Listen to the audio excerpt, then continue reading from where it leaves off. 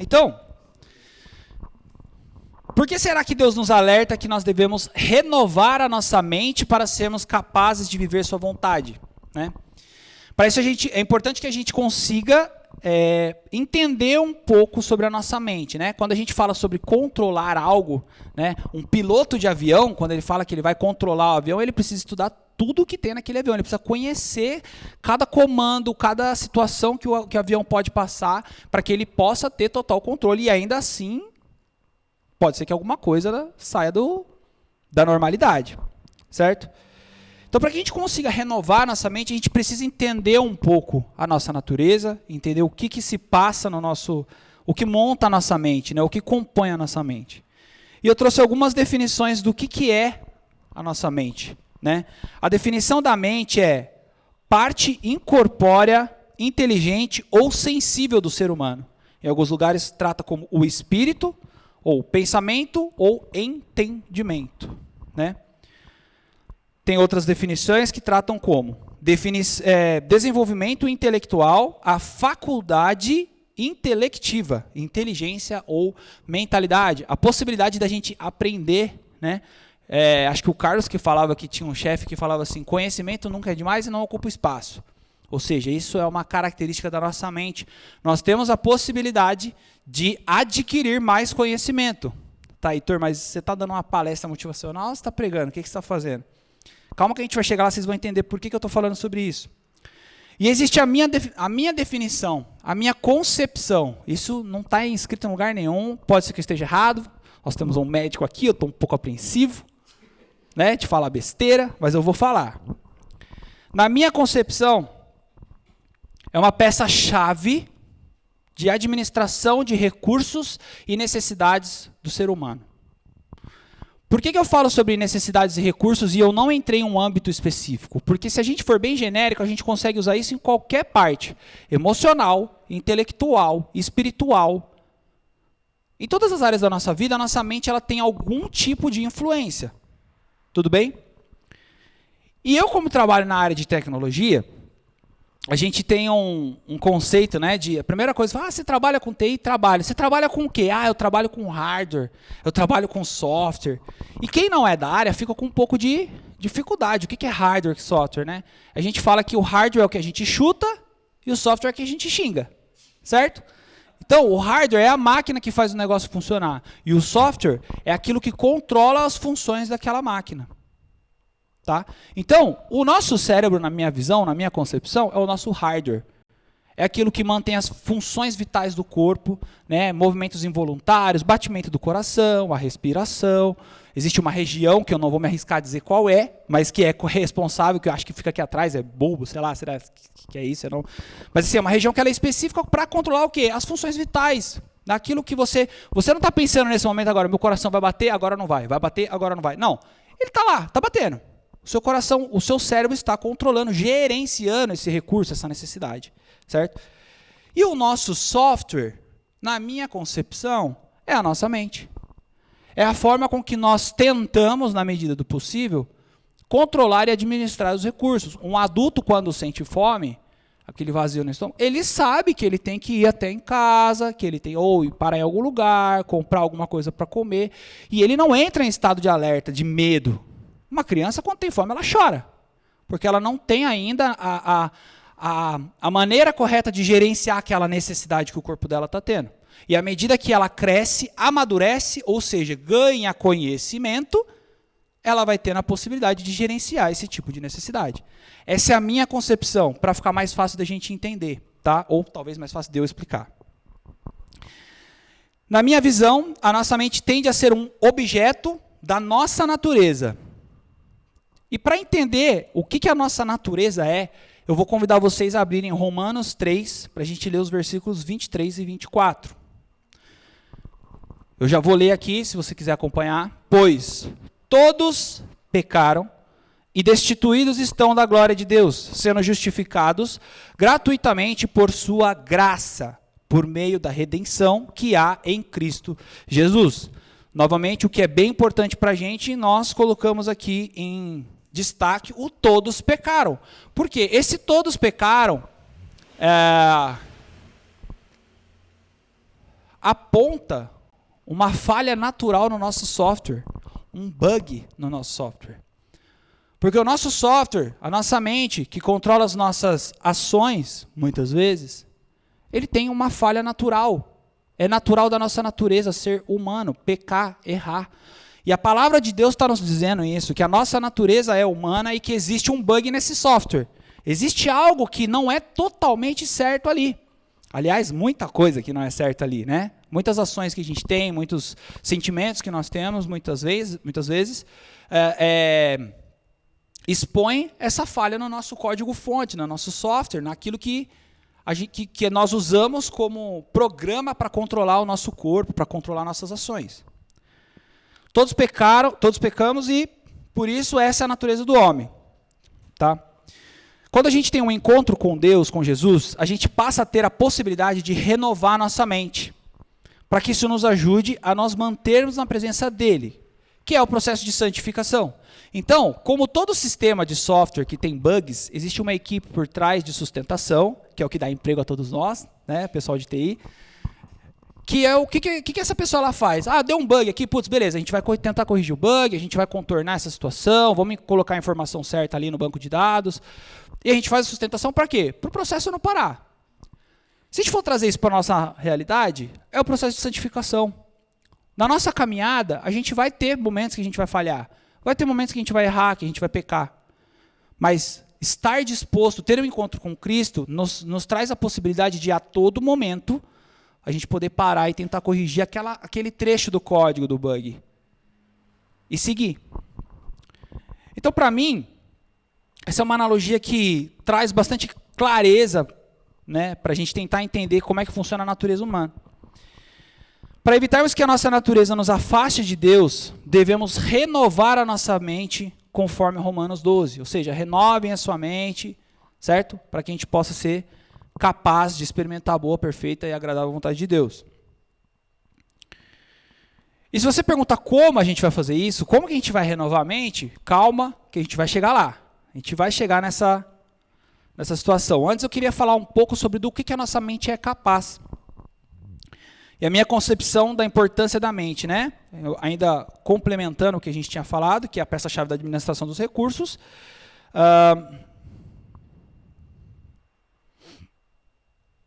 E aí a gente tem uma situação aqui que é interessante falar, acho que até repetiu esse slide, eu acabei repetindo. Mas tem uma situação que é bem interessante que a nossa mente é capaz de trabalhar no nosso corpo, que é o seguinte. Quem aqui já ouviu falar de um exemplo de uma mãe que viu uma criança, o filho, por exemplo, sei lá, soterrado por uma laje, e aí aquela mãe, que às vezes uma senhora, vai lá com toda a força do mundo, levanta a laje para livrar o filho. Porque eu imagino, também não vou falar que temos um médico aqui, mas só, né? Eu imagino que aquela adrenalina, ou sei lá, a nossa mente, no momento de ver uma pessoa tão amada, uma situação tão crítica ali, a adrenalina coloca o nosso corpo em situações que a gente usa recursos que a gente nem mesmo sabia que existia, e aí, sei lá, uma força descomunal vem e, cara, faz ela agir daquela forma. Então, é uma situação que, no meu ponto de vista, a nossa mente nos traz um controle ou um descontrole, mas reflete no nosso comportamento biológico, assim, na nossa ação humana, física, né? Existem situações em que a nossa mente ela consegue evitar, nós sabemos que hoje o quadro, por exemplo, de depressão é algo clínico, já foi tratado isso de uma maneira científica, então tem muita gente que diz que é frescura, mas sabe-se que isso é algo que requer um acompanhamento médico, mas a mente ela tem o poder a forma com que a gente encara essas dificuldades, uma depressão, um problema em casa, né? Existem estudos que falam que a forma como o paciente oncológico olha para aquela situação ajuda ela a ter uma melhor recuperação. Então, existem vários estudos que apontam para o fato de que a nossa mente, quando fortalecida, nos ajuda biologicamente, fisiologicamente. Mas será que a nossa mente ela tem algum impacto espiritual na nossa vida? Essa é a grande pergunta que a gente quer colocar a pulguinha atrás da orelha. Será que a minha mente ela vai me influenciar na minha vida espiritual? Padrões mentais. Um padrão mental ele se forma com repetição constante de situações, pensamentos e de sentimentos. Por que eu coloquei isso daqui? Porque se a gente parar para mapear todas as vezes que a gente comete um erro, se a gente for bem frio e calculista, todas as vezes que a gente comete um erro, a gente acaba seguindo alguma sequência. Todo pecado ele é precedido de um padrão de comportamento. A gente vai falar um pouco mais sobre isso, mas para pensar. Você aí que tem o seu pecado de estimação, você não precisa falar alto, tá bom? Mas se você sabe aquele ponto fraco que você tem, pensa toda vez que você tropeça naquilo, começa a prestar atenção em todas as coisas que acontecem antes de você chegar nessa situação final.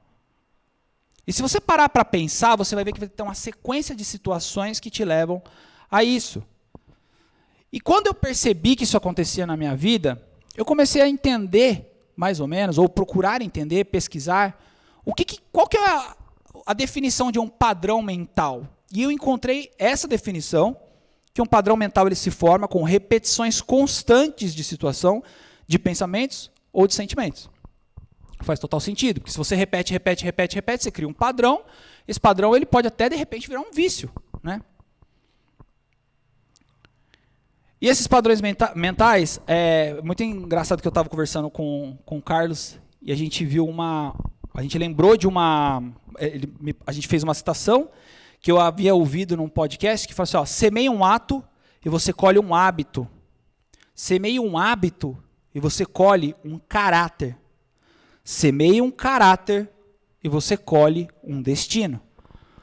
Ou seja, quando você olha para uma pessoa que tem, e hoje o dia é muito delicado para falar sobre isso, mas eu vou falar de uma maneira genérica, mas quando você tem uma pessoa que tem um resultado final de um crime, seja ele qual for, ele não tropeçou e caiu de cabeça na situação que ele está cometendo o crime. Ele teve toda uma introdução, ele teve companhias ali que ele acabou gerando alguns hábitos e foi corrompido pelas companhias. E aí isso foi virando um costume, e esse hábito foi virando um caráter. E aí quando viu, todos os dias ele estava fazendo aquilo e o destino final dele acabou sendo preso. Então, toda vez que a gente tem um padrão comportamental, a gente colhe lá na frente uma consequência. Ela pode ser boa, ela pode ser ruim, mas você vai ter uma consequência. A pessoa que o aluno que vai todo dia para a escola, senta na primeira carteira, presta atenção na aula, vai para casa, estuda 15, 20 minutos por dia, faz a tarefa, faz tudo que o professor manda, cara, no final do ano ele vai ser aprovado e muito bem aprovado. O aluno que chega e não está nem aí, beleza, vai virando um hábito, vai virando um costume, e muito provavelmente vai acontecer dele ser reprovado. Ele só está colhendo o que ele plantou. E é sempre proveniente de uma sequência de situações que viram hábito e podem trazer consequências. Então aqui a gente consegue mapear que o nosso padrão de comportamento mental, ele traz consequências para a gente. E elas podem ser boas ou podem ser ruins. Trazendo para o âmbito espiritual, o padrão de comportamento ele pode trazer para a gente duas coisas. Santidade ou pecado.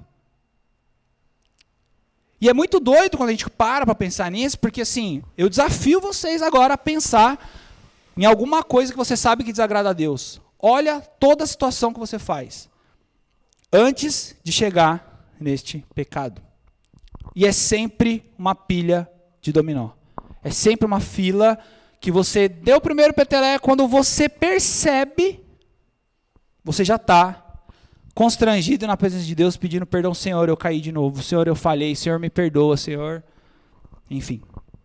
Pecado sempre resulta de uma sequência de gatilhos que geram um efeito dominó na nossa vida. E a última peça sempre é onde temos o constrangimento do Espírito e onde percebemos que nós falhamos.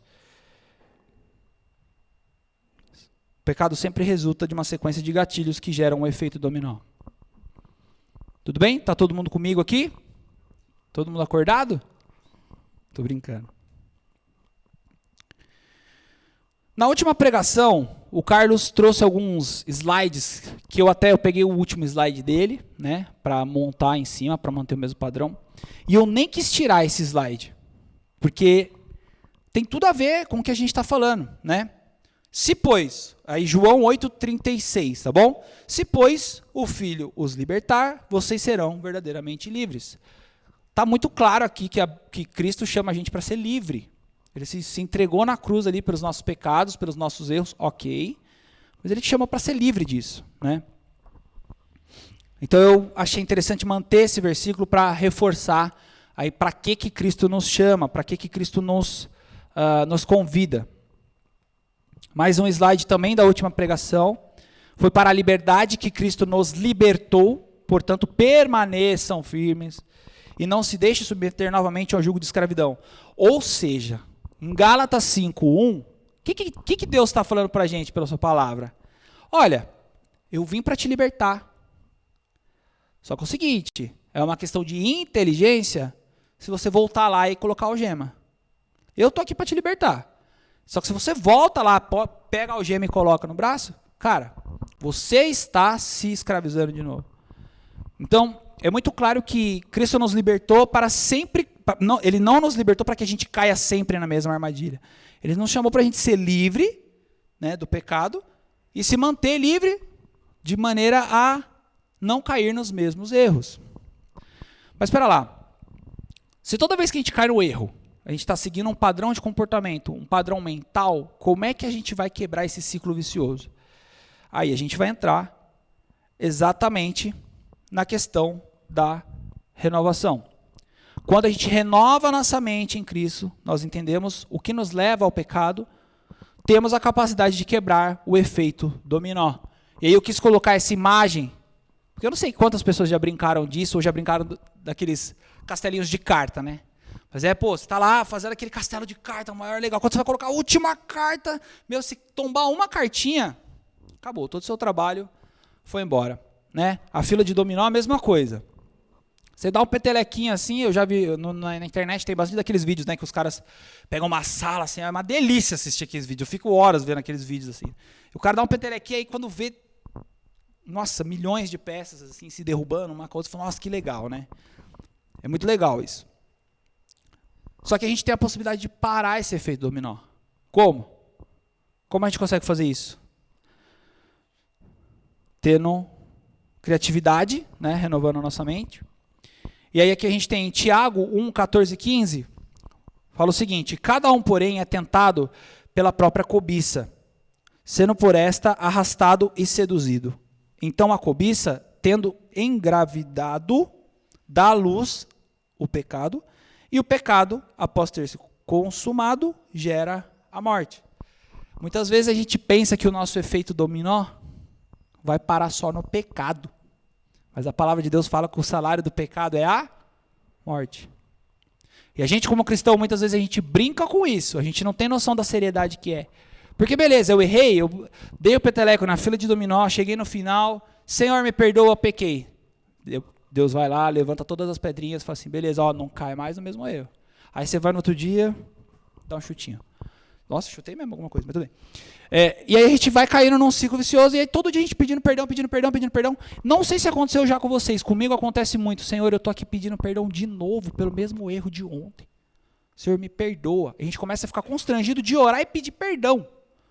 Porque é tão recorrente aqui na nossa vida, porque a gente não tem a artimanha correta para quebrar esse ciclo. E para dominar a nossa mente, eu te faço uma pergunta. Por que é tão importante a gente dominar a mente? Por que a gente precisa ficar tão esperto em relação às nossas mentes? Por que se eu não dominar a minha mente vai me dominar? Simplesmente a resposta é porque esse é o principal método que o inimigo usa para encontrar brechas nas nossas vidas. Então, quando a gente fala de brecha, a gente está falando de uma frestinha, um negocinho bem sutil ali que ele consegue entrar e fazer uma bagunça. Às vezes a sua vida, você está lá servindo, louvando a Deus, sabe, ajudando as pessoas ao seu redor. Mas um pequeno detalhe dá espaço para o inimigo agir na sua vida. E muitas vezes o inimigo usa de confusão. Eu quero fazer uma dinâmica com vocês, um pouco ousada, mas eu vou fazer. Eu quero que vocês prestem atenção, eu quero mostrar para vocês o poder da mente, tá bom? Então eu quero que vocês que estão aqui prestem bastante atenção, porque eu vou controlar a mente de vocês agora. Vocês estão com medo, né? Eu quero que vocês olhem para a palma da minha mão, muito concentrado, todo mundo. Você que está em casa aí, ó, que merchan. Você que está em casa, olhe para a minha mão também. Quero que vocês prestem bastante atenção na palma da minha mão. E eu vou provar para vocês que eu consigo controlar o corpo de vocês. Eu quero que vocês, olhando para a palma da minha mão, façam o movimento de engolir. Engole uma vez. Agora eu quero que vocês tentem engolir mais uma vez. Mais uma vez. Tenta mais uma vez agora. Quem aí ficou assustado? Pode falar a verdade, vai. Eu fiquei assustado. O nome dessa técnica é convincer. Fisiologicamente falando, depois de engolir 2 ou 3 vezes, a gente não consegue mais engolir porque acaba a saliva. Mas eu me coloquei numa condição, numa situação, em que eu disse para você, eu vou controlar a tua mente, ó. Você fala, meu Deus, quando o cara, eu vi isso a primeira vez pelo YouTube. E eu fiquei desesperado, falei, cara, esse cara me controlou. Ele deve estar dormindo agora, mas ele me controlou. Por quê? O nome dessa técnica é convincer, que vem de convencer. É uma técnica que é usada por pessoas que estudam a hipnose. E qual que é o critério qual que é a base? Usar fatos que não podem ser mudados ou controlados, mas vendidos de uma maneira que te levam a crer que a pessoa está tomando controle do teu corpo. E aí quando a pessoa fala, caramba, esse negócio de hipnose funciona mesmo, mas é tudo uma mentira. E aí, com isso, a pessoa ela dá um voto de confiança ao processo de hipnose para tentar sei lá, fazer o que lá, né? Mas enfim. Eu particularmente achei incrível isso, porque isso mostra exatamente como o inimigo age nas nossas vidas. Às vezes um simples fato que está acontecendo na sua vida, às vezes você só está gripado. Mas ele fala, tá vendo? É o seu pecado. Você pecou? E aí, toma aí, ó. Às vezes você está em algum lugar que você não deveria estar. Ai, nossa, isso aqui é consequência de pecado. Ou o inimigo me colocou aqui. Eu queria falar uma coisa para a igreja, eu já falei algumas vezes. O inimigo ele não tem o poder de te colocar em lugar nenhum. Mas ele tem o poder de te convencer das coisas. Ele tem o poder de te enganar, te confundir. E quando você está confuso, você vai com as suas pernas para onde não deveria. Então esse é o tipo da situação que a nossa mente deixa de ser o ponto mais forte, que é renovar a nossa mente, ou seja, adquirir conhecimento e inteligência na palavra do Senhor, e passa a ser o ponto fraco, o calcanhar de Aquiles. E é nisso que a gente tem que tomar cuidado. O inimigo muitas vezes ele se aproveita de situações que ele possa usar para nos confundir e nos convencer de situações falsas. Se eu não mexer a minha mão agora, se tentar engolir 3, 4 vezes seguidas, você não vai conseguir engolir, porque seu corpo não tem saliva para isso, é um fato. Mas pelo fato de você não saber, não entender, por toda a atmosfera que eu criei aqui, você acha, cara, eu vi a Elisa sorrindo assim, tipo meio, meu, o que esse Heitor tá fazendo aí, né? Porque, cara, realmente a gente se confunde. E você acha que o inimigo não te conhece, não? Eu estava conversando com a minha mãe viu uma pregação e tudo, ela falou para mim que, na opinião de um dos pastores lá, que ela assiste umas pregações, ela falou assim que, talvez, a segunda pessoa que mais te conhece é o inimigo. Porque quem mais te conhece é Deus, que te criou, ele sabe exatamente quantos fios de cabelo você tem, né? Conhece o seu coração, antes que a palavra venha à boca, ele já sabe o que você está pensando. Mas será que depois de Deus, muito provavelmente, será que não é o inimigo que mais nos conhece? Será que ele não sabe exatamente o que ele tem que fazer para nos convencer de alguma coisa? Porque eu precisei aqui só ter um conceito básico aqui, de que sem saliva a gente não consegue engolir. E quando a gente engole, a gente gasta saliva. Será que o inimigo não sabe muito mais sobre a gente do que simplesmente 2 fatos? Será que a gente não está dando brecha demais, está escancarando demais a porta da nossa vida para o inimigo entrar e nos confundir, nos convencer de algumas coisas? Então é muito claro por que a gente tem que tomar cuidado, por que a gente tem que controlar a nossa mente, para a gente não ser controlado por meio dela.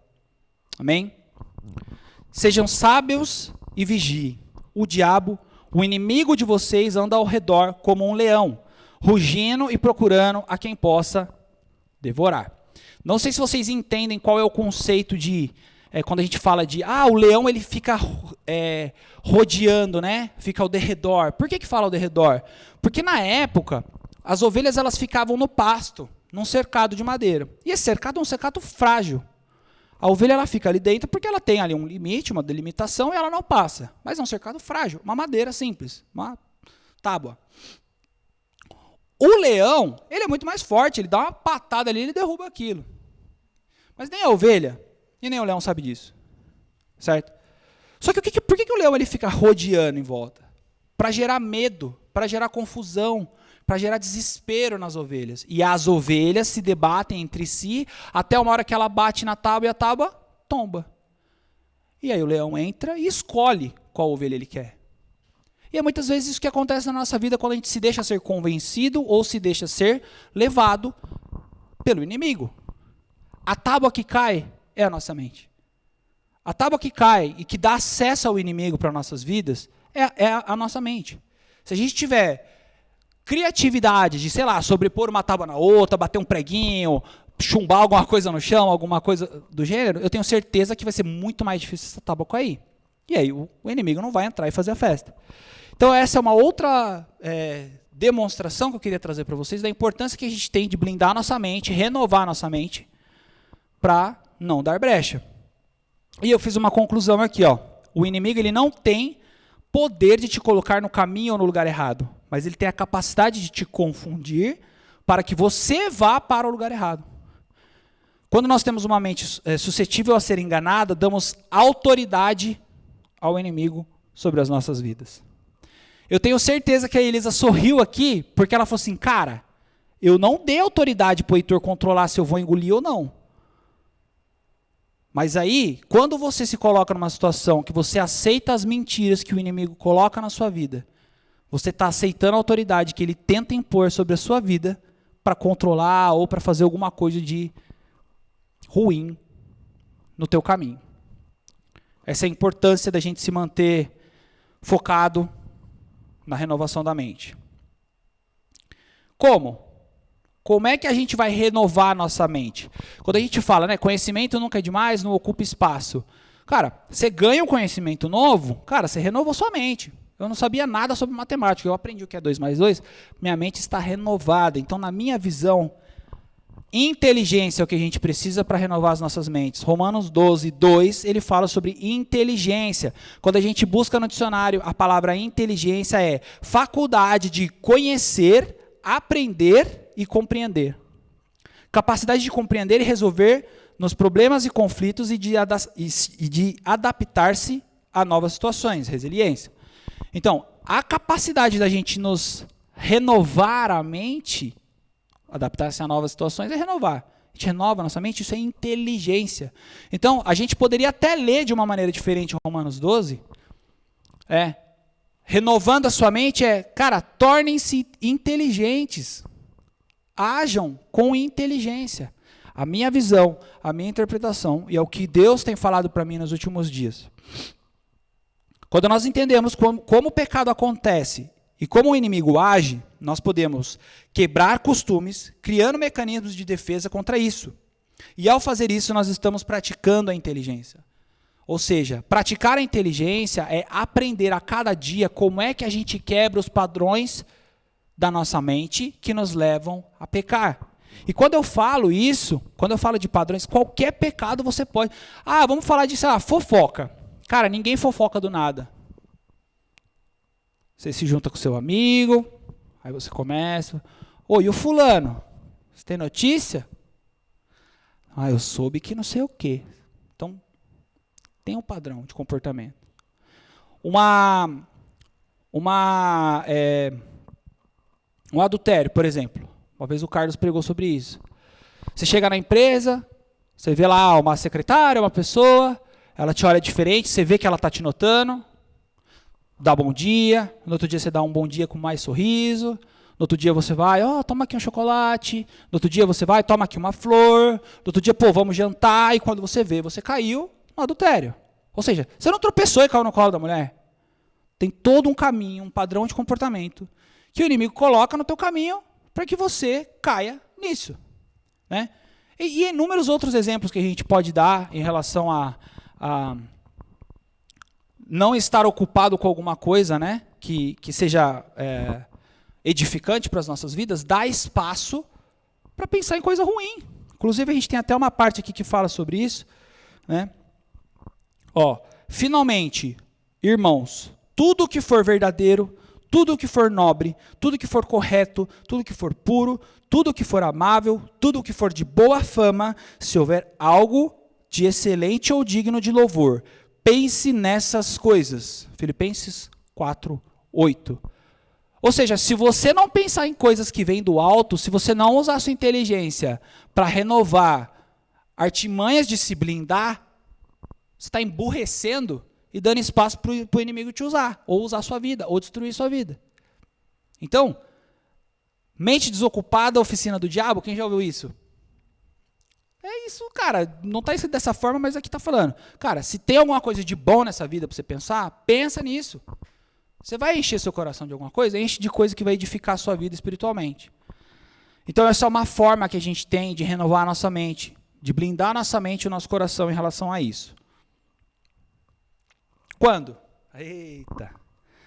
Cara, eu vou dar um exemplo para vocês aqui. Algum tempo atrás eu cismei que eu queria ser policial.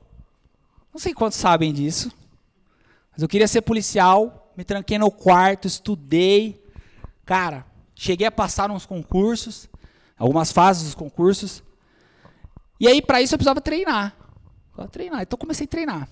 Tome-lhe treine, comida direito, cada 2 horas comia, e comecei a ficar forte mesmo, bonito. Fiquei forte, bonitão.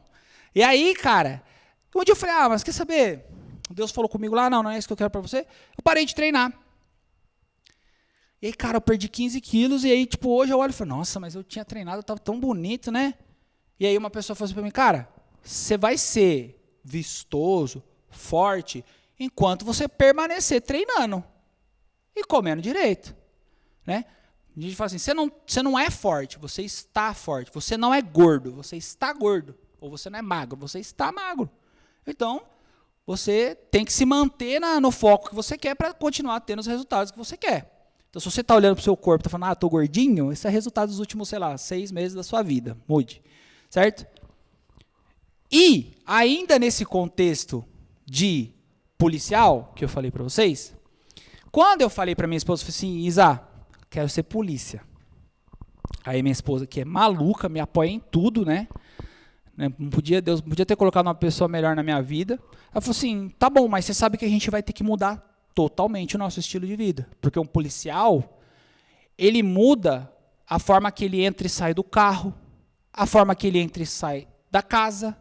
Ele muda, quando ele vai numa pizzaria, ele não senta de costas para a entrada, sempre de frente, no fundo, anda armado o tempo todo. Falar, mas não, né? Mas não precisa ser assim o tempo todo. Sim, é o tempo todo. É o tempo todo atento. Porque a gente nunca sabe quando pode ter algum problema. E quando a gente fala sobre renovar a nossa mente, é muito engraçado, porque você fala assim, anotei no meu caderninho aqui, eu tenho que estar atento. Então tá bom, toda vez que eu fizer minha devocional, eu vou estar atento. Cara, não é só na hora que você vai fazer sua devocional. É o tempo todo. É o tempo todo. Quando que a gente tem que aplicar a renovação da nossa mente? O tempo todo. Porque o inimigo, a Bíblia não fala que ele está girando em volta ali, ao derredor rugindo, de segunda, quarta e sexta. Ele está ao derredor, aguardando uma brecha, aguardando um tempo que ele possa atacar.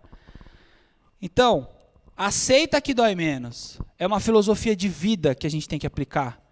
Não é 1, 2 vezes na semana. O tempo todo você tem que estar em alerta.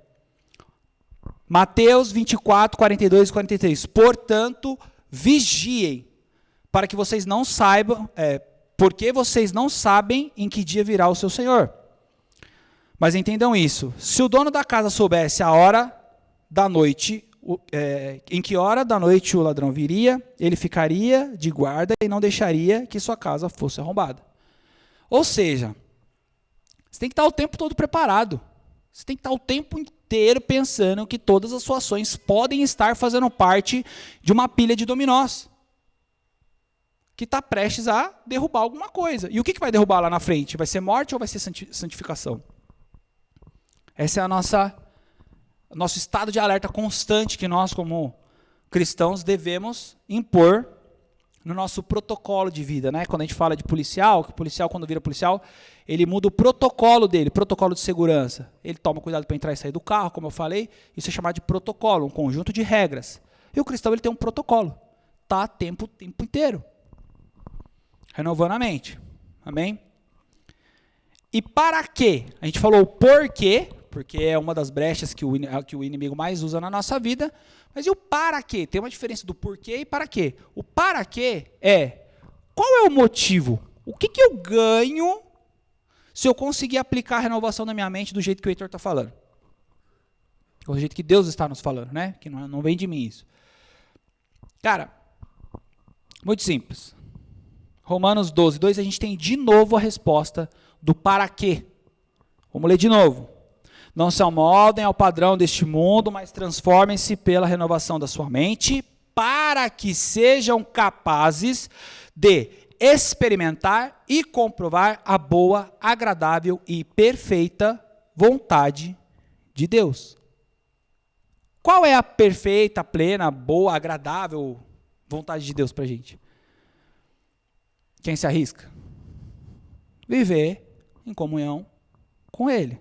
E agora eu peço licença, vou dar um pause, né, no nosso estudo aqui, e eu queria falar um pouco sobre esse ponto específico. Experimentar e comprovar a boa, agradável, perfeita vontade de Deus é o que Deus mais quer para a gente, quer andar conosco. Então, para quem não conhece a história da humanidade, de uma ótica um pouco mais cristã, Deus criou o homem para viver com ele, caminhar com ele. O homem, por não tomar cuidado com os padrões da mente, cometeu erros, pecados, o que afastou o homem de Deus, porque é isso que o pecado faz conosco. Quando a gente peca, a gente se afasta de Deus, a gente se sente longe de Deus, porque é exatamente isso que acontece com o homem, com o ser humano. Quando Deus viu que ele criou o homem para estar com ele, o homem pecou e errou, ele falou, peraí, eu vou consertar isso, porque eu amo tanto a humanidade, que eu vou entregar o meu filho, ele se fez carne, morreu no nosso lugar, pelo nosso pecado, para que isso criasse uma ponte e trouxesse novamente o homem à tua presença. Por meio disso, hoje, a gente pode cometer um erro e falar, Senhor, me perdoa, me deixa voltar para a tua presença, não me deixa sair da tua presença, pelo sacrifício de Jesus. Esse é o plano da salvação para nós. Então, se por acaso você está aqui pela primeira vez, ou se você está nos assistindo, e você pensa que você não é digno do amor de Deus, ou que você não merece, você está certo. Você não é digno mesmo, você não merece, eu não mereço, ninguém aqui merece. Mas Deus ama tanto você, ama tanto a mim, que Ele se entregou por meio de Cristo Jesus na cruz, para que a gente pudesse ter novamente acesso à presença dEle. Esse é o plano da salvação para as nossas vidas. E essa é a vontade de Deus para a nossa vida. Esse é o desejo do coração de Deus. É isso que tira um sorriso do rosto de Deus. A Bíblia fala que quando uma pessoa arrependida, quando uma pessoa que não conhece a Cristo se arrepende e entra na presença de Deus, há festa no céu. E festa não é festa que a gente está acostumado aqui não, meu irmão. A gente está falando de anjo pulando, cantando, de alegria. Gol na final da Copa não está nem perto do que deve acontecer no céu quando um arrependido, quando alguém se arrepende. Mas o plano da salvação é exatamente isso. É a vontade boa, agradável e perfeita de Deus para as nossas vidas. Pois todos pecaram e destituídos estão da glória de Deus, sendo justificados gratuitamente por sua graça, por meio da redenção que há em Cristo Jesus. Eu acabei de falar, ninguém merece, ninguém merecia. Eu não merecia, não mereço, você também não, você que está em casa também não. Mas é graça. Quando a gente fala assim, Otávio, eu vou te levar lá num show de música lá de uma banda super maneira, com ingresso, sei lá, R$900. Vamos. Ele vai falar, cara, pô, R$900, não estou querendo gastar com isso aí agora não, cara, desculpa. Mas se eu falar para ele, cara, mas é de graça. É de graça? É de graça, cara. Pô, então eu vou. Só que o de graça não quer dizer que não teve preço. Significa que ele está recebendo algo de graça, uma graça. Mas teve custo. Eu queria tanto que ele estivesse comigo lá no show que eu comprei do meu bolso e paguei para o Otávio ir comigo no show. Então não confunda graça com não ter valor. Algo que é de graça tem valor. Mas é uma graça, você recebeu por graça, por misericórdia, quando a gente não merece alguma coisa e recebe algo muito valioso. Amém? Então esse versículo, Romanos 3, 23 e 24, fala pra gente que ninguém merecia. Todos pecaram. Todos pecaram. Não tem uma pessoa no mundo que não pecou.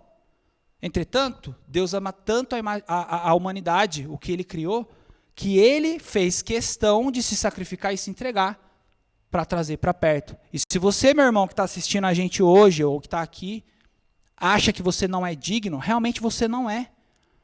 Mas Deus te ama tanto, que Ele passa por cima de qualquer coisa, de qualquer merecimento. Não há nada que a gente possa fazer para merecer o amor de Deus.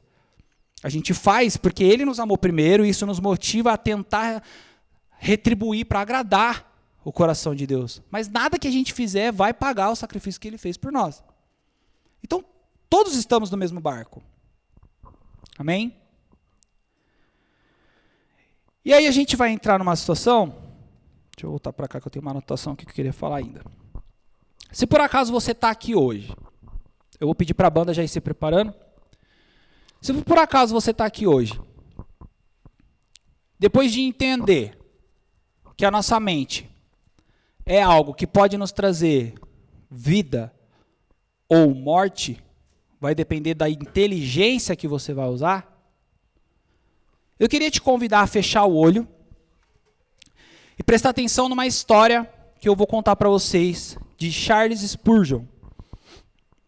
Charles Spurgeon, ele era um pastor e ele, em determinado momento, ele foi visitar uma senhora muito simples que ele conheceu. E essa senhora estava meio doente, não tinha recursos para pagar os seus remédios. Ela era muito simples, né? E Charles Spurgeon foi fazer uma visita a essa senhora. E ele chegou lá, a pessoa estava muito debilitada, muito mal. E ele notou que na parede da casa dessa mulher tinha um papel muito envelhecido, emoldurado, como se fosse quase que um papiro, de tão antigo que era. E ele começou a orar com aquela mulher, entender o que estava acontecendo com ela, pedir pela vida dela. Em determinado momento ele ficou muito curioso, mas muito curioso de ver o que estava escrito naquele quase pergaminho, de tão antigo que era. Aí ele chegou perto, leu o que estava escrito naquele papel. Com um sorriso no rosto, ele voltou para perto daquela mulher que tinha uma vida extremamente miserável. E aí Charles Spurgeon, ele olha para essa mulher e fala assim para ela: você sabe o que é aquele quadro ali? O que está acontecendo? O que é aquele quadro ali? Como é que esse quadro veio parar na sua parede? Ah, não, esse quadro é um quadro que o meu antigo patrão me deu antes dele morrer. Aí ele falou assim: nossa, e eu achei muito bonito. Ela falou: eu achei muito bonito, então eu quis colocar na parede ali para enfeitar a minha casa. E ele perguntou para ela assim: mas você sabe o que está escrito nesse quadro? Ela falou assim: não, eu não sei ler. Eu não tenho inteligência suficiente para ler o que está nesse quadro. E Charles vira para essa mulher e fala assim: esse quadro é um testamento que passa para o teu nome todas as propriedades do seu antigo patrão no dia que ele morresse. Tudo que você está enxergando ao seu redor aqui é seu. Você é dona de tudo isso. Todos os recursos que estão no banco, na conta desse cara, são seus. Esse quadro é um testamento que te dá direito a ter tudo aquilo que você precisa para viver com conforto. Aquela mulher, ela não tinha inteligência na mente dela, capacidade cognitiva de entender o que aquele quadro estava falando para ela. Isso, na minha visão, no meu ponto de vista, gera uma cegueira sobre alguns fatos na vida dessa mulher. Agora, o pior cego não é aquele que não enxerga.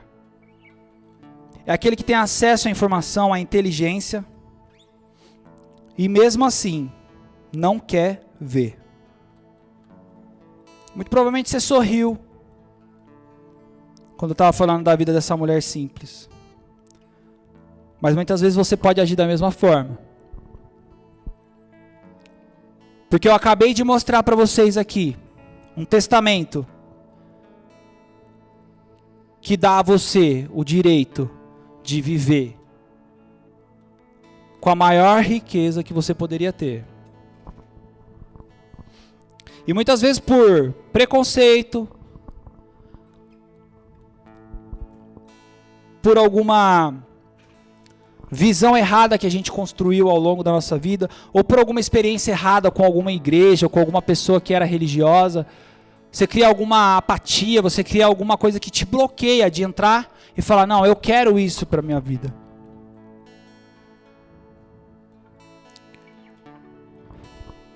Deus tinha um brilho no olhar quando Ele criou você, e o testamento já estava escrito há 2000 anos. E a moldura era uma cruz. Se por acaso você chegou aqui nessa manhã também adormecido pelos seus preconceitos, adormecido por uma visão errada, ou imaginando que Deus era só um papo careta de religião, eu queria te convidar a fechar os olhos. Ninguém vai olhar para você, ninguém vai falar, apontar a mão para você. Você que está em casa também, feche seus olhos. Eu queria te convidar a repetir comigo algumas palavras que vão trazer para você a inteligência espiritual, para você poder, de fato, tirar esse quadro do testamento da sua vida, que está na parede, tomar posse desse testamento e fazer uso daquilo que é a vontade boa, perfeita e agradável de Deus na sua vida. Ora comigo dessa forma: Senhor, obrigado, porque o Senhor se entregou na cruz pelos meus pecados, e hoje eu entendo isso, hoje eu tenho a inteligência de entender isso. Senhor, eu aceito esse testamento que é Jesus Cristo na minha vida. E eu quero, Senhor, renovar a minha mente a cada dia. Eu quero estar atento a todos os momentos da minha vida, para fazer isso ser a minha nova filosofia de vida, Pai. O meu novo protocolo. Eu quero que as minhas ações agora, Pai, desencadeiem em bênçãos, em santidade na minha vida. Eu quero, Senhor, que o Senhor seja o motivo da minha vida. Eu te recebo e eu te aceito como o único e suficiente Salvador da minha vida.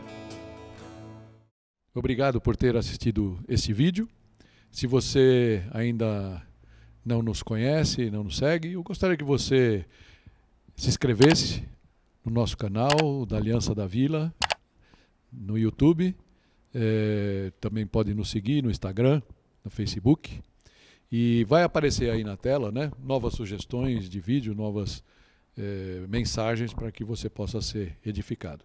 Que Deus te abençoe, que Deus possa falar ao teu coração a cada dia. Não deixa de deixar seu like aí, que é bastante importante para nós. Amém.